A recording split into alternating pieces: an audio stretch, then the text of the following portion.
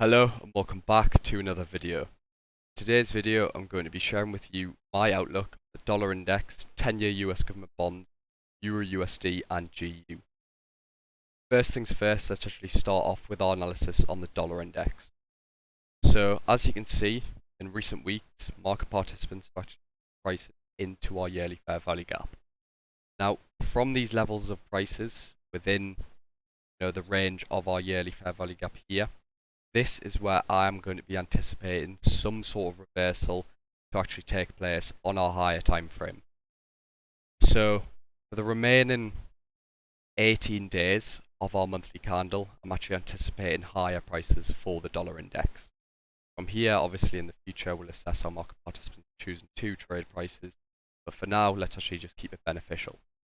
Dropping down to the weekly time frame yet again, my target in live times now is going to be this drawn liquidity here.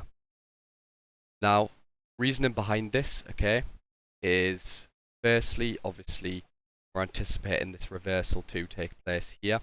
So from this point onwards, when we actually see the push up, more likely than not, we are going to see some sort of continuation of higher prices until we actually meet our premium of this leg. Secondly, we actually have to highlight the importance and significance of the data released this morning. Okay, what's going on in the economy? How market participants are actually choosing to, trade prices as a result of this data actually dropped and released. You can see quite clearly, dropping down the daily, the effect that this has actually had. Okay, we've seen higher dollar index, meaning more likely than not, due to us actually looking to actually disrespect our weekly parameters here and some of the intraday weighted high probability parameters such as this 4-hour fair value gap actually presenting itself. This adds to, me favouring higher prices for the dollar index for the weekly candle. Now going down to the analysis of what I'm actually anticipating, see using the economic calendar. Monday, today was quite slow. Obviously we had our news driver from Donald Trump this morning. Tuesday, we actually have CPI. Now, what I'm actually anticipating for CPI is some sort of retracement back into this 4-hour fair value gap. Now, from this point here, this is going to be very, very crucial. So I would advise everyone to actually mark up this 4-hour fair value gap. Now, the reasoning for this is where the 4-hour fair value gap actually aligns with this weekly fair value gap, being either respected or disrespected. If we disrespect this 4-hour fair value gap, more likely than not, the weekly candle is going to respect the weekly fair value gap, so we may see lower prices. But if we do respect this 4-hour fair value gap, then more likely than not, we are going to disrespect the weekly fair value gap, create it into an inversion weekly fair value gap, and then from this point onwards, it's going to add to the point that we are going to see, the point and likelihood that we are going to see higher dollar index prices. So going on to the technicals, what I'm actually anticipating is our weekly manipulation to actually be situated within this 4-hour fair value gap, aligning itself nicely with our CPI driver. So we get our manipulation here, potentially see low of the week being created.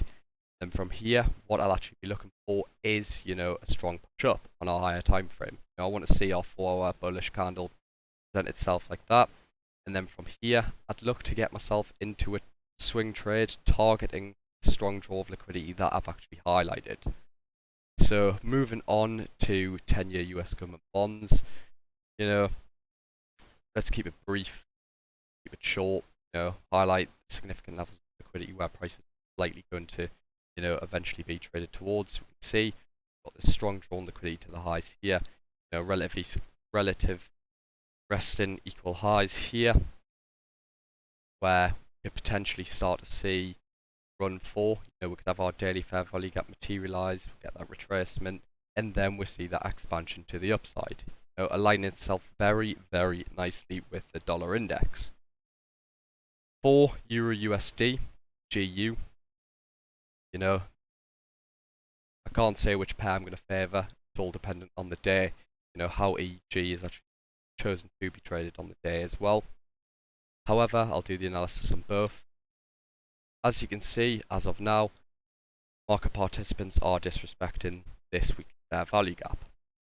Now, very, very similar to the dollar index, what I'll actually be anticipating is market participants to retrace back into this 4-hour fair value gap, and then, acting as our weekly manipulation, potentially see high of the week created from our CPI news driver, and then I want to see displacement in the direction where I'm actually anticipating the candle to actually head towards. And you can see below we've got our strong drawn liquidity, our resting equal lows here, where more likely than not, if we do start to see this displacement occur, we are going to see a run for this. So like mentioned, all I'll be looking to get into is some sort of swing position, actually capitalising on the candles as a whole. Moving on to GU, you can see we've actually traded into this 4-hour fair value gap already. Okay, and we actually are now seeing in live times intent to put prices lower. So potentially for Euro and GU, we potentially may see some sort of SMT created, and within this 4-hour fair value gap, and then we start to see lower prices. We could get our CPI driver, we may choose to take this previous daily high here, make high of the week as mentioned, then see the displacement, and then I'll look to get in the trade depending on which pair is more favourable. However, now, as a whole, I'm simply looking for lower prices. Back into this leg here, aligning itself with the dollar index intended push to the upside. So, I do hope this video was informative, and I hope there is some key takeaways. I'm just keeping this a very brief outlook, not much knowledge, just keeping it raw and simple, what I'm actually intending, and anticipating to actually see this week. Thank you very much for listening if you did make it this far.